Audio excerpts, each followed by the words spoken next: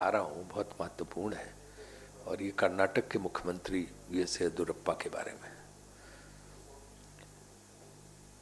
कल Karnataka high court ने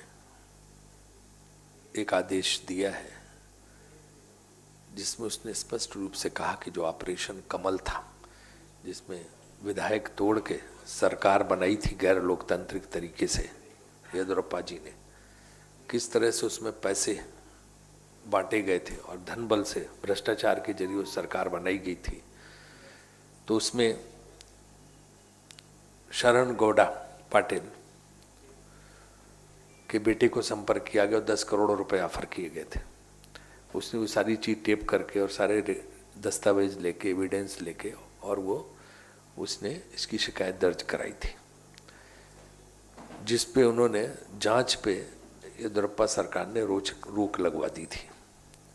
कल हाई कोर्ट ने वो स्टे जो था जांच पे हटा दिया और कहा इस पे जांच होनी चाहिए। तो अब जब एक मुख्यमंत्री के खिलाफ हाई कोर्ट ने जांच का आदेश कर दिया है भ्रष्टाचारी तरीके से सरकार बनाने के आरोप पे, तो मुझे लगता है जांच तभी निष्पक्ष हो पाएगी जब मुख्यमंत्री इस्तीफा दें या उनको उनके पद से हटाया जाए। Now High Court has vacated the stay which had been given on initiating the probe against the Chief Minister. Since the court has vacated the stay and has ordered that a probe and an investigation must be conducted against the Chief Minister, a fair and transparent investigation can only take place if the Chief Minister tenders his resignation or he is sacked from his position. So I demand that BJP always talk about cleanliness in politics, transparency, morality. So now they should solicit the resignation of their Chief Minister, Mr. Yedyurappa, and should order, and the governor should order, or the new government should order, a fair investigation against him in Operation Lotus or whatever, Operation Kamal, whatever it is called, because it's a very serious matter and a serious probe is required in this issue.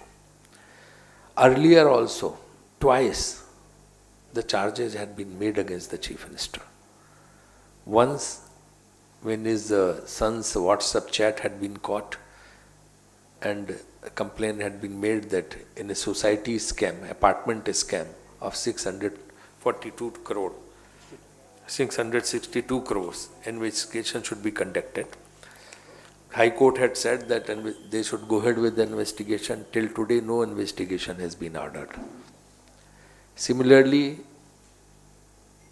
around 24 acres of land, government land, had been allotted by in illegal manner.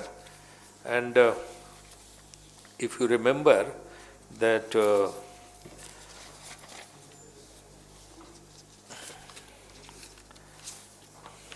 Mr. Surjewala had raised this issue in a press conference.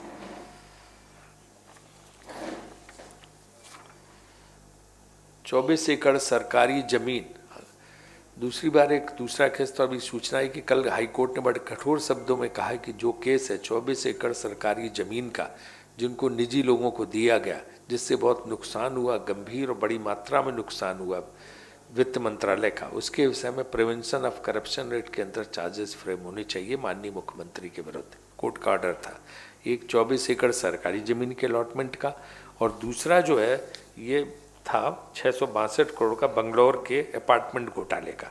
इन दोनों मामले में already उनके खिलाफ court का order, लेकिन कल का बहुत सीरियस है।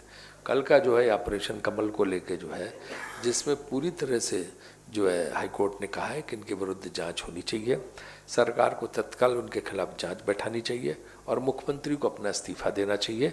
ये मैं कांग्रेस के मंच से मांग कर रहा हूँ और ये तत्काल जो है इस मामले में निर्णय होना चाहिए, वरना भारतीय जनता पार्टी को कोई अधिकार नहीं है ये कहने का कि वह जो है कोई जो है नैतिकता पे चलने वाली पार्टी है या भ्रष्टाचार के विरुद्ध लड़ती है। उनके लोगों पर जब भी चार्जेज आते हैं वो कुछ नहीं करते, चुपचाप बैठ जाते हैं, और दूसरे का कुछ भी जरा सा है वो हंगामा मचाना शुरू करते हैं और they create lots of hue and cry if there are